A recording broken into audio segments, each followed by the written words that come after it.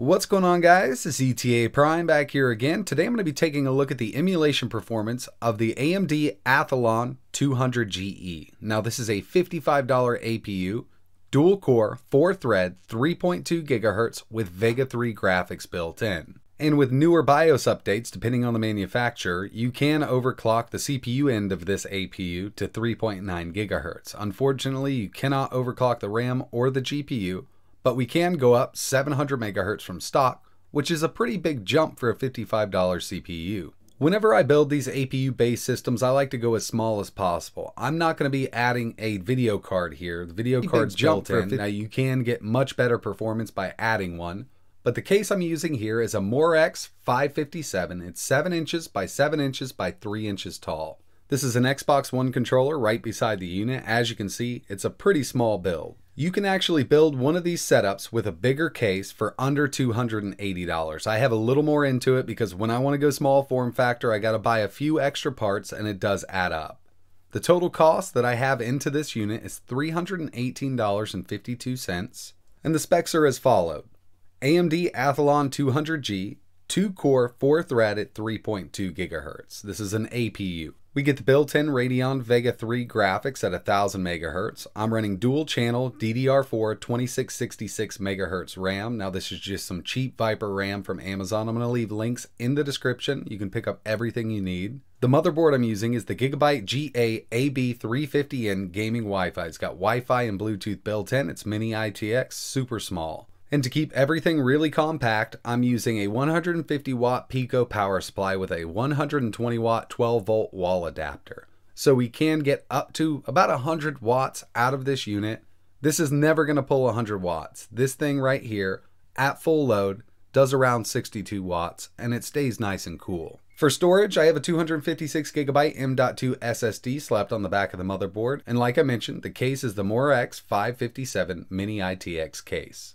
The total cost of this small form factor build is $318.52. Now, if you go with bigger parts like a bigger case, bigger power supply, get a combo, you can build one of these setups here without the M.2 for under $280. I personally think it's an awesome budget build using new parts. Now, if you want to go used parts or you don't mind going used parts, you can build something much better for around the same price, but you're gonna have to search around on eBay, Craigslist, and your local marketplaces. I have a couple more videos planned using this build, but first up, I want to give my viewers what they want. I want to test out some emulation here. So in this video, we're going to be testing out PSP, PS2, N64, Dreamcast, GameCube, MAME, and I'll even throw some SimU in here. The next video I upload, I'm going to be testing strictly PC games, and then I'm going to move back to emulation at 3.9 GHz and test out some more stuff. Just give me some ideas in the comments below. So let's go ahead and get started here. I've installed Windows 10 Pro, got everything set up, ready to go. 8 GB of DDR4 memory. I have dedicated 2 GB to the Vega 3 GPU, and everything is running really smoothly. Now I can tell you right off the bat that this build here would be perfect for an arcade machine. It's a low power, low noise, low heat, and it'll handle pretty much any emulation front end you want to throw at it. I personally use Launchbox and Big Box, so I'm going to start up Big Box now, but if you use Hyperspin, it's going to handle it fine. If you use a track mode, if you use Emulation Station, this setup is going to handle it just fine.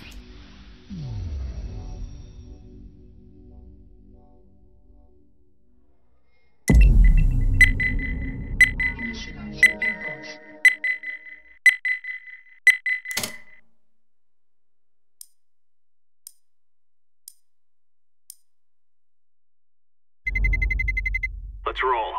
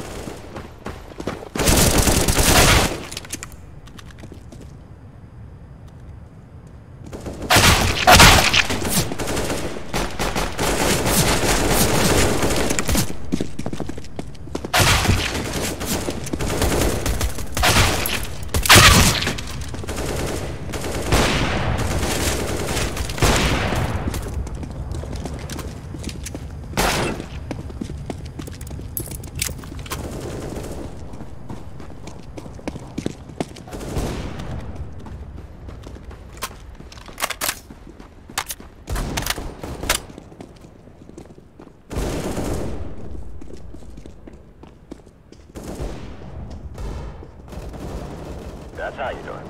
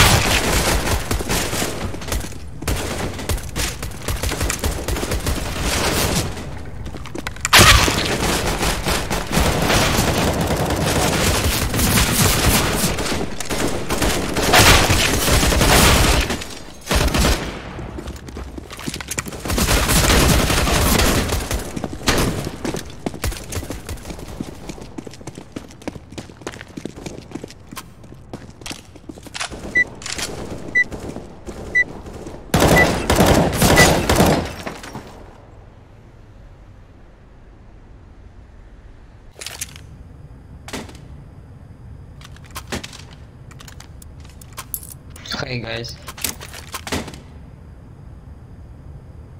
Они читеры, короче. Сколько русских играешь? Я думал, ты английский. Я сразу понял по акценту.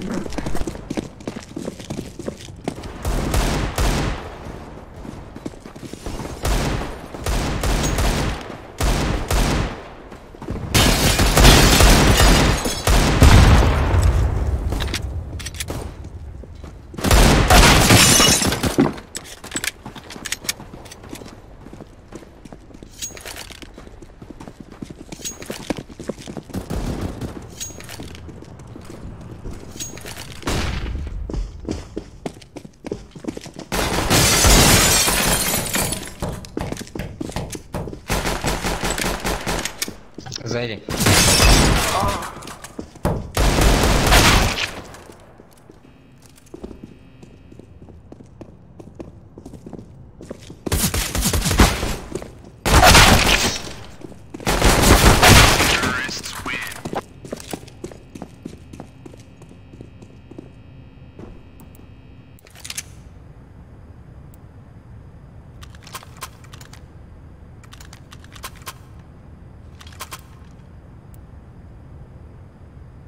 Все кидайте на МРС жалобу за 4 прицеливания. Его прямо сейчас могут в Акбан дать.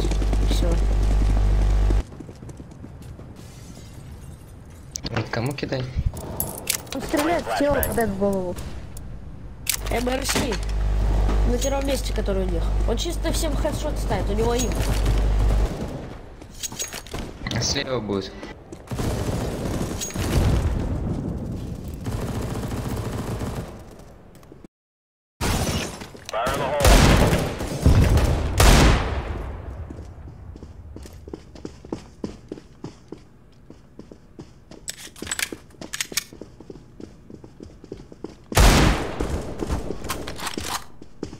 Он, где снайперы сидят. Как-то.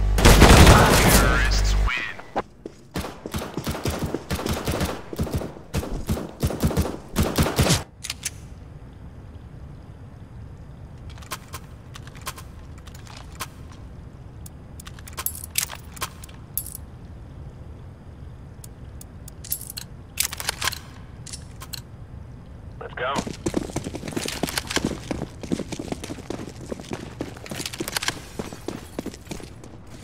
Стой, желтый, не иди.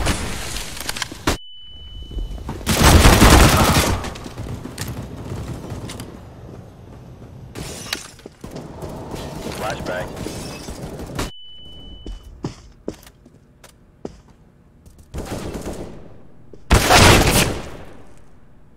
Grenade.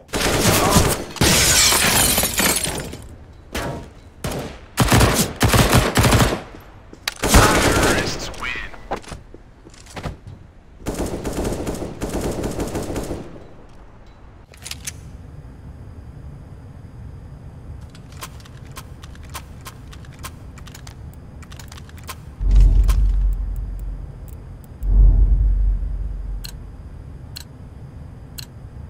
Let's move out.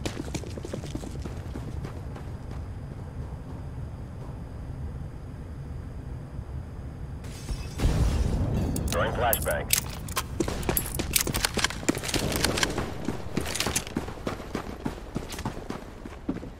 Throwing a grenade.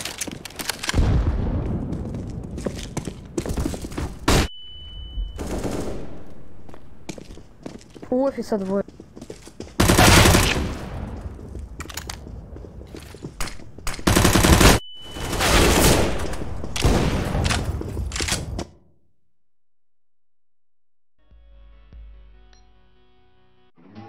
Alright, so here we are. This is actually running from a 2 terabyte external USB drive, and it's really smooth, as you can see.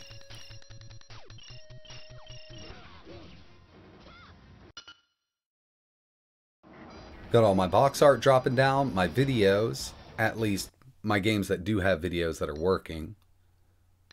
I need to re-scrape everything here. But yeah, you shouldn't have any trouble running pretty much any emulation front end on the Athlon 200G at stock speeds, and if you did want to overclock, it's just going to be an even better experience.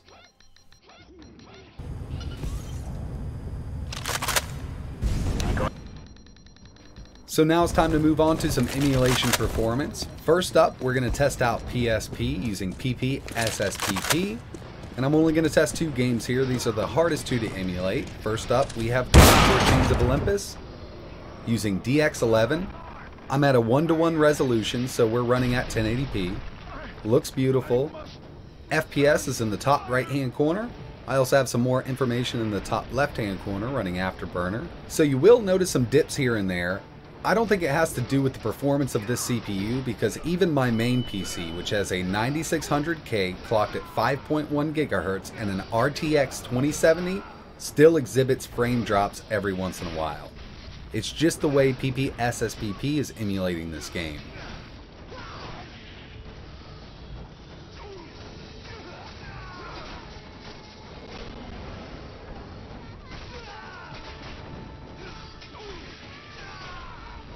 Here's Killzone Liberation, another problematic game for the PP SSPP emulator.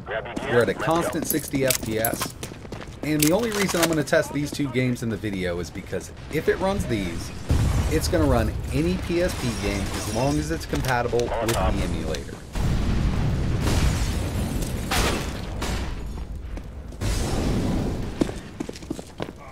So the 200GE paired with the built-in Vega 3 graphics.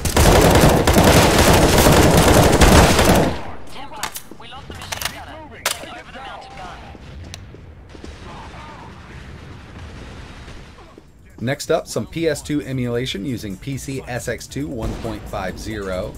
This is Tekken 5, native resolution, DirectX 11 backend. Now trying to switch the resolution with Tekken 5 just gives me issues. I know it'll handle a higher resolution, but it's hard to find one that doesn't give us lines. So this was the very first game that I tested, looked really promising. Then I moved over to some other games, and I was a bit disappointed. For instance, Ratchet & Clank, Up Your Arsenal. This is at the native resolution. I know this isn't the perfect game to be testing using PC SX2, but I do have this running at full speed on other hardware. So we get some major dips, and when we get into a closed off area, it looks great. I also tested this at a 3.9 GHz overclock, and it's not much better.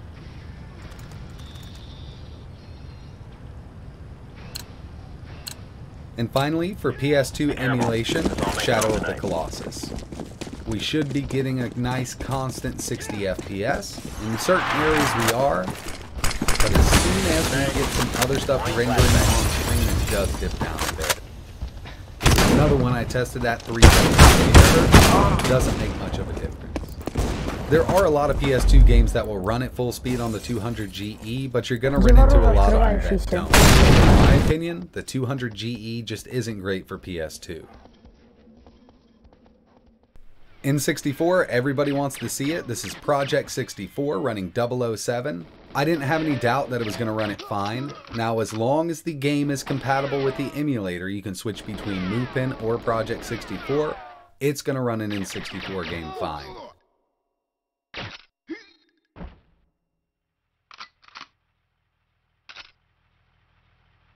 One more for N64, Killer Instinct Gold. Always run into trouble with this on lower end ARM devices, so I figured I'd test it here. And performance is great. Speaking of Killer Instinct, I did mention that this whole setup would be awesome for an arcade machine, so we're going to test out Killer Instinct 2 for MAME.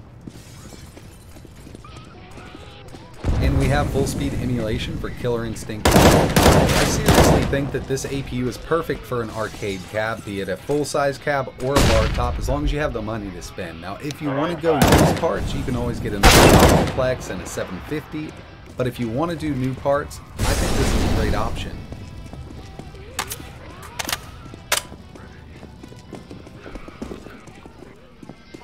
Checking out some Dreamcast emulation using Redream. Now, I've had good luck with this emulator on lower end devices than this, so I was sure it was going to run it fine. So this is right at the 1080p mark. Go up one more.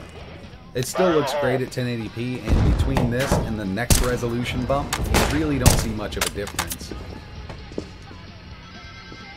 Один на респе на нашу был.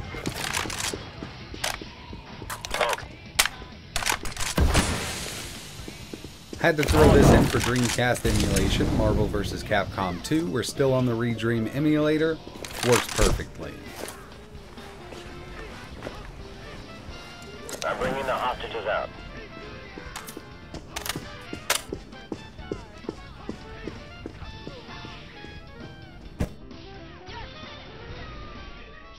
If you want to play some GameCube games at 1080p, go ahead and install the Dolphin emulator.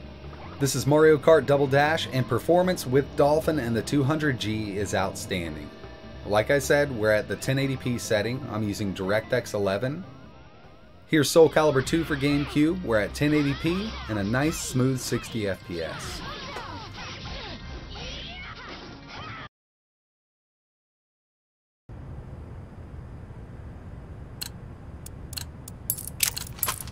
Let's move out.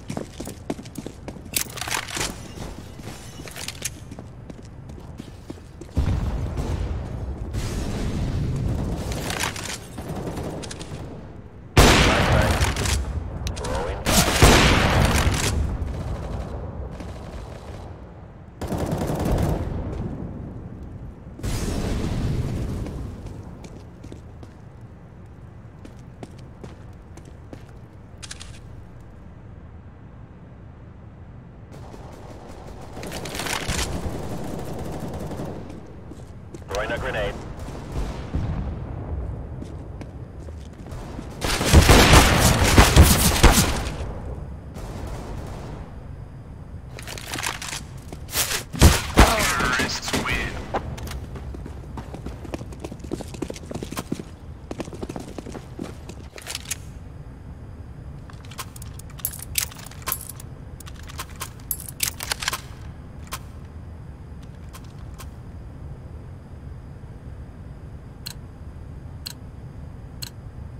Lock and load.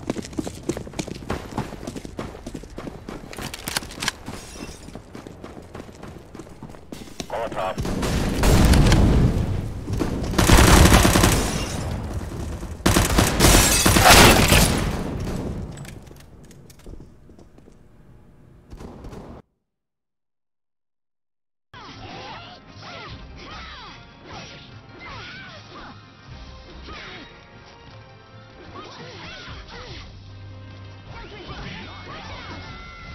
And real quick, Smash Brothers Melee for GameCube, 3 players on screen at once. We'll move over to 2 players on screen at once.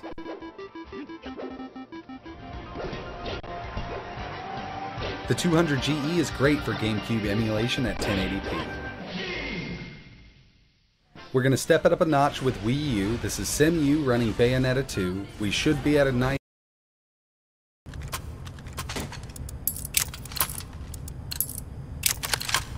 Grab your gear, let's go.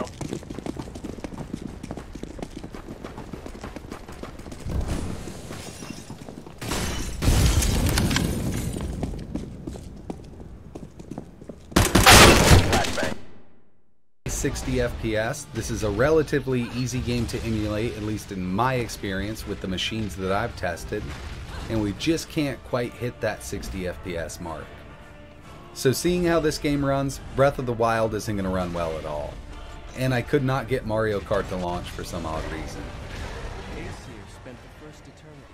So overall, I do think that the CPU is worth $55. Now, I really wasn't expecting it to run Wii U, and even trying to emulate 3DS, it doesn't do a great job. But there are literally tens of thousands of games that will work perfectly with this setup here. So this was my initial video on the 200 GE. I do have more coming. Like I mentioned, my next video will be strictly PC gaming, so if you want to see something running, let me know in the comments below. Then I'll have another emulation video coming up on this. I'm going to throw in some Sega Saturn, some Naomi, and some other obscure machines that don't run well on Raspberry Pis or low-end x86 CPUs. If you're interested in building something like this, I'm going to leave links to everything I have here in the description. They're all Amazon links. You might be able to find them cheaper on Newegg if you do some cross-searching. But that's pretty much it for this video, guys. Really appreciate you watching. Lock and load.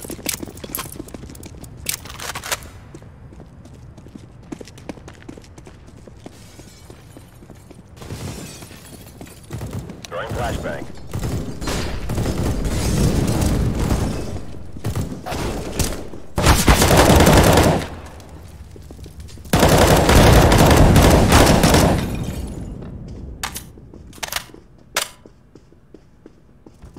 Deploying flashbang.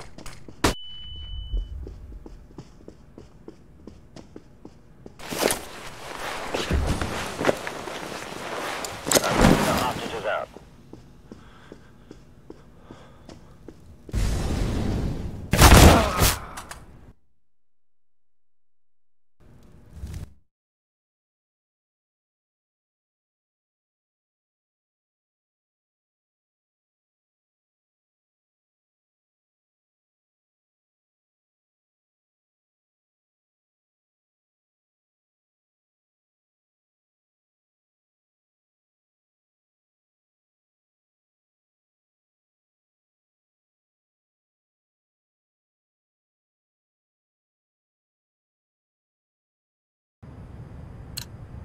Let's go, let's go.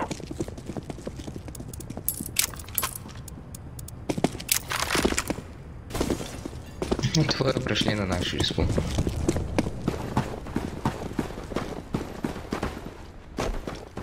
Flashbang.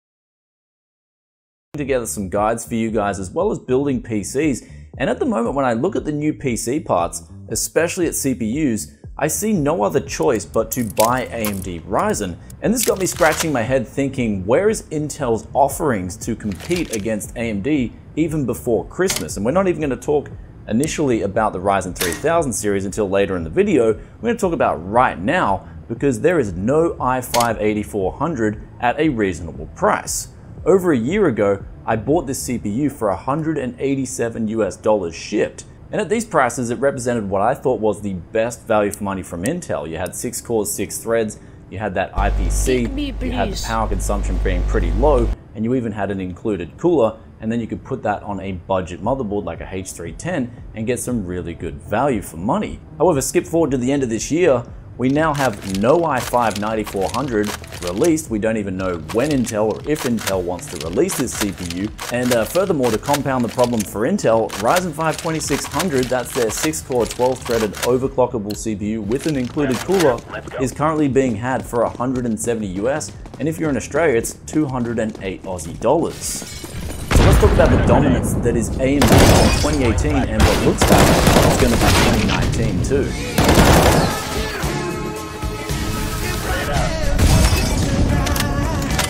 Welcome back to Tech Yes City. This is Brad coming to you guys today from the hot AF Vietnam, Ho Chi Minh City. We've also got a parts hunt dropping as well. And I got to go out in a few hours, but before then, got some spare time to record this video. And what we're looking at in the market currently with AMD versus Intel is complete dominance, where reportedly in Germany from mindfactory.de, AMD outsold Intel in November 2 CPUs to 1. And you can see in those graphs that the Ryzen 5 2600, more specifically, is taking up a huge chunk of those sales, which is great to see AMD not only being back in the game, but actually outperforming the competitor. If you asked, I guess, anyone in the tech scene in 2014 if this scenario today was likely possible, everyone just would have said no way. Back before they announced Ryzen, everyone thought AMD was done. And what we're seeing now in the market is a scenario where AMD is putting their foot on the pedal and going full speed ahead. And Intel, on the other hand, seem like they're backing off. And when we look at the data, it looks like Intel in ways, maybe they've got those 10 nanometer problems, which we know about, but also the 14 nanometer production is limited, where they had to at least revert back to 22 nanometer in some of their production assemblies. But I guess to further add fuel, or I guess rub sand in the wound from AMD to Intel, in 2019, the leaks for the Ryzen 3000 series are in the wild now, where we're looking at 16 cores and 32 threads in the $400 price bracket. Not to mention, they are making the main die in those chips 7 nanometers, so we will see higher clock speeds, reportedly to go as far as 5 gigahertz, and in some cases higher on a single core turbo boost, but also better power efficiency too, so these chips will run cooler. And looking through some of the rumored SKUs, I do have my doubts, and this is coming from both GeorgeTV, who says he has an inside source, as well as Reddit. And the main flagship looks like it's coming in with 16 cores and 32 threads. And I do, in ways, a little bit doubt this, that AMD would go mainstream with 16 cores, 32 threads. For starters, it would kind of alienate their 2950X almost immediately, and maybe make users who bought that platform feel a little bit left out.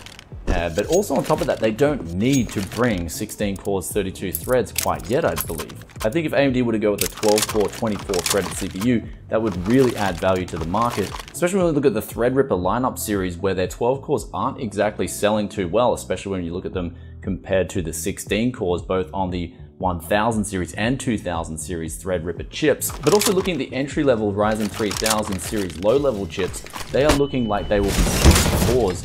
So AMD does look like they want to phase out 4 cores altogether. It would still lead to the fact that AMD may be using a 6-core die as opposed to a 4-core in the previous generations of Ryzen. So when we look at what the leaks are saying, and then we compare that to, I guess, maybe just thinking about it logically, if AMD were to go with the 16-core part in 2019, I think it would be too much too soon, to the point where they'd kind of alienate even further 2020 releases, because they have hinted that after 2020 it is going to get difficult for them. And also when I was at events previously, I got the hint that it would be a 12-core 24-thread as opposed to a 16-core and 32-threaded chip on the mainstream. Not to mention, what are they exactly going to do with the memory controller as well? That remains to be seen, because what we saw with the Threadripper WX chips is that they were being a little bit starved in terms of bandwidth. But regardless of the leaks and what they contain, I will leave some links in the description below where you can go watch Adored TV's video, or you can go check out Reddit itself, where they're sort of pretty strong on suggesting that there will be a 16-core 32-threaded part. I'm sort of leaning more conservative in that I think AMD won't push that hard in 2019 when they don't have a reason to, because when you look at Intel, they're rumored to have a 10-core part coming out. They're going to use 14 nanometer, and for some suggestions from the 9900K, this chip is already running at the max capacity for the ring bus. I mean, they've got 8 cores, 16 threads at 5 gigahertz, and that thing is seriously having a tough time handling the heat, not to mention the issues surrounding it were kind of useless. As of late is wondering what Fallout 76 could have been. Back before E3 2018, there was just so much excitement and enthusiasm for a new Fallout title. When that first teaser trailer played, I really thought it would be the typical Fallout experience, maybe just with some co-op, and I based that on what was shown. Nothing indicated it would be full-on multiplayer, and plus Bethesda was already accepting pre-orders before even giving any details out. I just didn't really think Bethesda Game Studios would commit to doing something so drastically different, like a multiplayer-focused game, but they did, and for the next few years we'll have time to talk about all the mistakes they made. Also, while I've never personally been crazy about this idea of multiplayer online-only Fallout, I have from the start been open to seeing what it could be, and well, unfortunately, at least right now, it's not very good. And maybe that's being generous, but if you haven't been following the roller coaster that is Fallout 76, there's been a new mess seemingly emerging every other day. Bethesda Game Studios cannot seem to avoid the spotlight, and honestly, I don't think that will change until maybe a few months into 2019 when new content actually arrives to the game, and hopefully those actions show that Bethesda is listening to what the wants. Now, from the start, Bethesda has wanted this to be a big money-making live service game, probably like Rockstar's Grand Theft Auto Online, as well as ZeniMax's Elder Scrolls Online. And the only way for that plan to happen is with players. I genuinely believe that Bethesda thought that Fallout 76 would really sell itself. A brand new Fallout game you can play with friends is a draw for a lot of people. Now, as I stated before, this game and company has been riddled in controversy on an almost daily basis, and I honestly don't know where to start this video because there's just so many new issues that have emerged. But I guess we'll start with something that I personally have found very interesting.